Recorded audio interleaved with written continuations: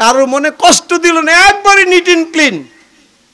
ও আল্লাহ, সবাই ভালো হয়ে গেছে, কেউ গুনাহ করলো না। এখন আমি জানতে চাই, তোমার গাফফার নামের টাইটেল থাকবনি, আমি আমার গুনাহ তোমার দরকার আছে? সুবহানাল্লাহ। আমার গুনাহ তোমার দরকার আছে, কারণ তোমার যদি গাফফার নামের হাকিকত লোক মজুদ রাখতে চাও, আমি জিহাদের গুনার দরকার আছে। সুবহানাল্লাহ, সুবহানাল্লাহ। কোন মিয়া মনোযোগ। লা ইয়াস্তাইল্লা ফি যিকরিহি। এই মিয়া, আবু দাউদ শরীফের ৭৩৩৩৭ নম্বর হাদিস। আন আব্দুল্লাহ ইবনে আব্বাস রাদিয়াল্লাহু তাআলা قال قال رسول الله صلى الله عليه وسلم لا يستخو إلا في ذكره والشاهد الغيب إلى الله لكل نفسها جراب استخو إلى ربك يا كريم الله أكبر করুন না। ও আল্লাহ, ও আল্লাহ, আমার নবী সার্টিফাই করে গেছে। বুট না দিলে মেম্বার হয়? কথা কোন, বুট না দিলে মেম্বার হয়? চেয়ারম্যান এমপি হয় না? আমি যদি গুনাহ না করি, তোমার গাফফার নামের মওজুদ থাকবে না। আমি গুনাহ করুম, তোমার গাফফার নামের হাকিকতের মওজুদ রাখতেইব। সুবহানাল্লাহ কোন মিয়া। তবে আমার আল্লাহ ঘোষণা করে, পাগলা রে, সমস্যা নাই, তোর কথা সত্য, চিরন্ত সত্য, একটা কাজ করতে সব মাফ করব, সব কিছু করব, কিন্তু একটা কাজ করলে মাফ করব না। পাগলা কয়, এখন তো ধরা খেয়ে গেছি। ও আল্লাহ, ওইটা কোনটা? ওইটা বোঝায় দাও। সেটা হলো, আমার বন্ধুর হাবিবের সাথে বেয়াদবি করবি না। আরো জোরে কোন না, সুবহানাল্লাহ। আমার নবীর সাথে বেয়াদবি করা যাবে? সব মাফ করবেন আল্লাহ। আমার সাথে আমার ইবাদত বন্দি করস নাই, সমস্যা নাই, আমার মালিক তার কুদরতের দিকে তাকায় মাফ করে দিতে পারে। পারে কি পারে না? কিন্তু আমার বন্ধুর সাথে যদি বেয়াদবি করস, আমি কিন্তু মাফ করব না। এই কারণে একদল নামাজিরে আল্লাহ জাহান্নামের কাস্টডিতে জ্বালাইব। কারে কারে কারে? নামাজিরে, নামাজিরে, ৫ ওয়াক্তের নামাজি, ৫ ওয়াক্তের নামাজি, এশরা কাবিন কুটুর পরিশ্রমের বন্দেগী করে, সুন্নতে ভরা, সব কিছু দেখতে ফেরেশতার মতো, কথাবার্তা নবীদের মতো। আল্লাহ কয়, এমন কিছু শ্রেণী লোকের আমি আল্লাহ জাহান্নামের কাস্টডিতে নেব, যেই বন্দিগির মধ্যে আমার নবীর তাসিম ভালোবাসা নাই। জোরে কইতেন না সুবহানাল্লাহ। ও মিয়া, আল্লাহ কি চিনতে গেলে একজন কামেল মানুষের দরকার আছে, আছে না নাই? নাহলে আল্লাহ পাইবেন? আল্লাহ তো নিজে কইতেছে, আমারে পাইতে গেলে একজন মুহসিন বান্দার কাছে যাও। ওই বান্দার কাছে আবার যাই না আমরা তো কিছু, আমি আবার কিছু কিছু পীরে আবার কিছু গুতাইও, নামাজ নাই, রোজা নাই, কিছু নাই, হালাল নাই, হারাম, মানে পাক পশিদে কিচ্ছুই নাই, হে আবার ফির দাবি করে। আছে না নাই? আসেনিও? ইডির আমি কি লিখছি, ইডির বিরুদ্ধে একটা আমি গজল লিখছি। যাইও না বন্ধু বন্ড পড়ার দলে, ওরে গাঞ্জা হাওয়ায়া তারে মাতাল করিলে, জুনুর জুনুর নাচ করিয়া ফাইদুদি খুদারে, তার চেয়ে বুজুর্গ আছে বান্দরের দলে। ঠিক না? নামাজ নাই, রোজা নাই, পাক নাই, পশিদা নাই, গাঞ্জা খায়, আছে না নাই? পাকনা পাকনা কথা কয়।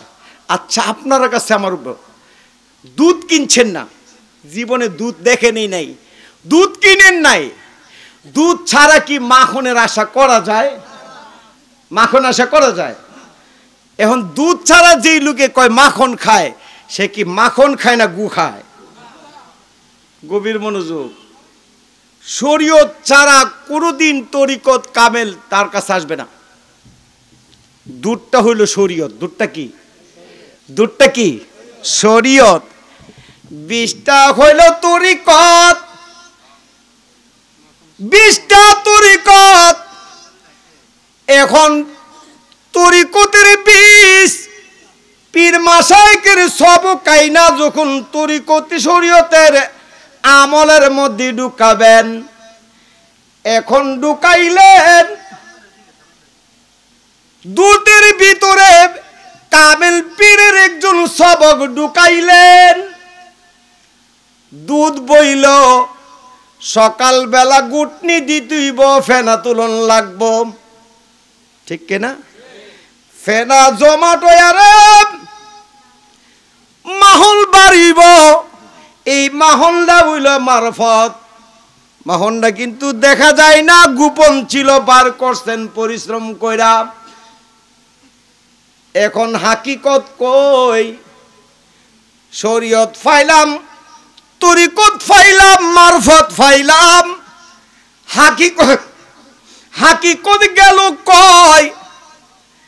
এই মাখনটা যে জিরবার মধ্যে লাগাইবেন, জিরবা আমার আল্লাহ এমন একটা মিটার দিছে, এটা তিতাও বুঝে, মিঠাও বুঝে, ঠিক কিনা? ঠান্ডা বুঝে, গরমও বুঝে, সব কিছু বুঝে। আল্লাহ কই মিটারটা দিয়া যখন মাখনের আঘাত, জিরবার আঘাত লাগাইছ, তখন একটা মাখনের টেস্ট তোমার লাগছে। এই টেস্টটার নাম হইল হাকিকত। জোরে কন্যা সুবহানাল্লাহ। এখন দুধই কিনেন নাই, খালি কয় মাখন খায়, মাখন খাই। বাটফার তোমরা যারা সরব, লাল গামছাওয়ালা গাঞ্জাখুরওয়ালা, আমি তোমাদের কি মানতে রাজি না। প্রমাণ কইরা দিয়া যাব রে। মারফতের এলেম, হাকিকতে আমার আল্লাহ দেখতে গেলে শরীয়তের এলেম পরিপূর্ণ তোমার কাছে লাগবো। সুবহানাল্লাহ কও, ঠিক কিনা? এই মিয়া, কেন নামাজ আমার আল্লাহ মেরাজ থেকে আমার বন্ধু নবী রাহমাতুল লিল আলামিন দিয়েছেন, ঠিক কিনা? সুবহানাল্লাযী আসরা বিআবদিহি লাইলাম মিনাল মাসজিদিল হারাম ইলাল মাসজিদিল আকসা লিল্লাযিনা বারাকনা হাওলাহু লিনুরিয়াহু মিন আয়াতিনা ইন্নাহু হুয়াস সামিউল বাসীর। আছে না নাই? এই মেরাজ থেকে আনছে নামাজ। নামাজের মধ্যে সেজদা দাও, আল্লাহ দেখবা। নামাজে এখন প্রশ্ন, হুজুর কেমনে দেখবো? আল্লাহ দেখতে গেলে কামেল মানুষের কাছে যাওয়ান লাগবো।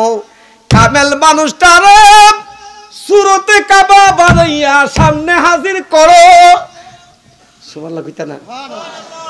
এবার অন্য হাদিস ঢুকাও, লা সালাতা ইল্লা বি হুজুরি কাল, লা সালাতা ইল্লা বি হুজুরি কাল। নামাজ হবে না রে, নামাজ হবে না হুজুরি কালবি নামাজ যতক্ষণ তুমি না পড়তে পারো।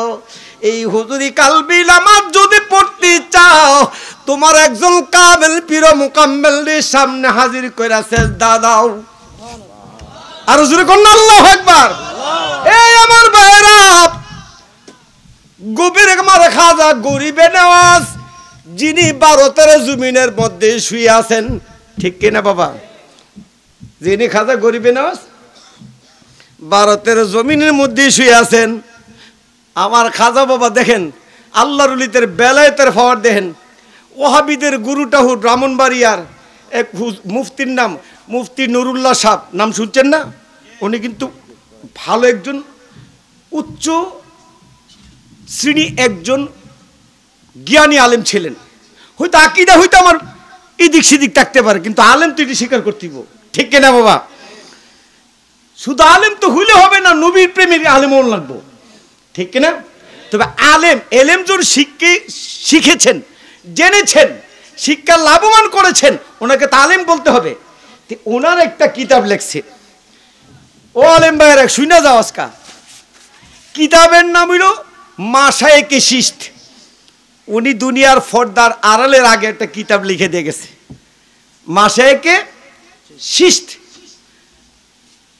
উনারই কিতাবের মধ্যে লিখতে যাইয়া আমার খাজা গরিবে নেওয়াজের কেরামত তুইলা ধরছে। ওই যে কোনায় একদিন সত্য তোমার মুখে দা জীবন দিয়ে বাহির হয়ে যাইব, কত লুকাই রাখুন যাইব আকাশের চাঁদরে, ও মিয়া মেঘ মালা দিয়া কত তুমি ডাইকা রাখবা, যখন কবর কথা তোমার স্মরণ হইয়া যায় আর কত লুকাইবা রে, আয় হায় আর কত লুকাইবা, লুকাইতে তো পারে নাই, মৃত্যুর আগে প্রকাশ কইরা দিয়া গেছে।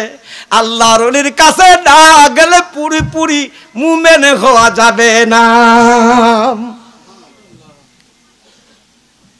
আমার খাজা গরিবে নওয়াজ ওনার কারামতি লিখতে যাই ওই মুফতি নুরুল্লাহ সাহেব ওনার কিতাবে লিখছেন, উত্তরবঙ্গে ওনার এক মুরিদ মারা গেছে। তো মুরিদের ছেলে আমার খাজা বাবার দ্বারে খবরটা পাঠাইলেন যে বাবা দাদা আমার আব্বা তো ফর্দার আড়াল করেছেন, আমার বাবা মৃত্যুর আগে বইলা গেছেন আমার পীরে দিয়ে আমার জানাজা করাবি।